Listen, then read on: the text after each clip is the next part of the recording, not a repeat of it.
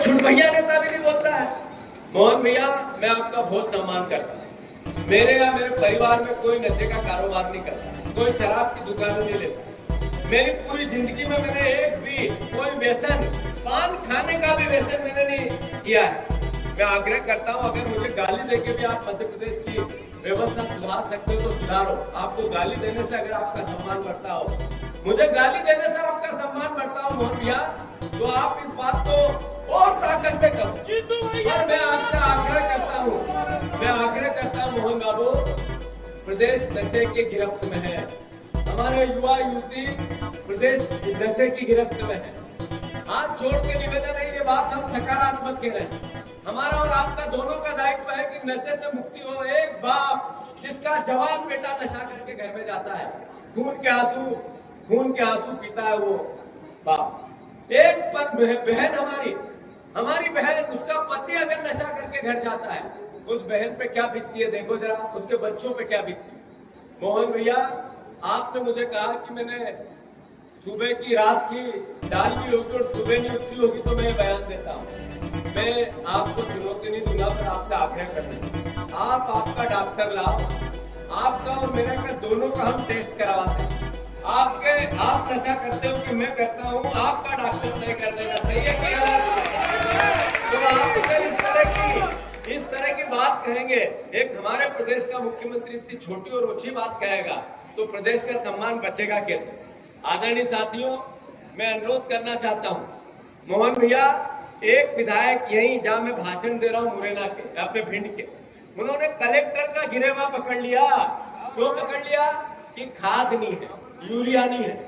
आपका खुद का विधायक कहता है कि आप अपरिपक्व मुख्यमंत्री हो, आप अच्छा शासन नहीं चला रहे। आपके मंत्रियों ने, कैलाश विजयवर्गीय ने कहा कि ड्रग्स बिकता है।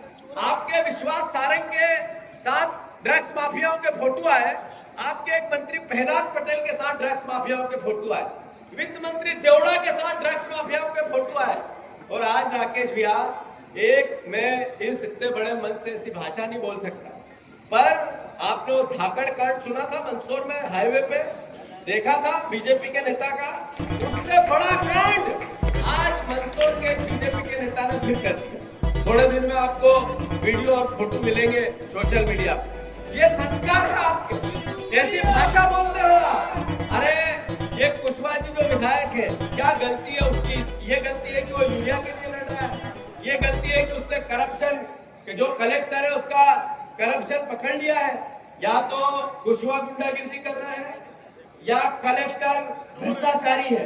दोनों के दोषी तो भारतीय जनता पार्टी है। सही है कि गलत? अगर कुशवाहा सही बात कर रहा है, ये कलेक्टर भ्रष्टाचारी है, और अगर कलेक्टर सही है तो फिर कुशवाहा जी गुंडागिर्दी कर रहा है। सही है कि गलत? ये बीजेपी का राज है मोहन भैया, इसको तो आपको सुधारना पड़ेगा। मैं अनुरोध करता हूं, आपको गिरफ्त में आ गए माफियाओं, इस सरकार को शराब माफिया ने घेर लिया, नशा माफिया ने घेर लिया, रेत माफिया ने घेर लिया, खनिज माफिया ने घेर लिया, शिक्षा माफिया ने घेर लिया।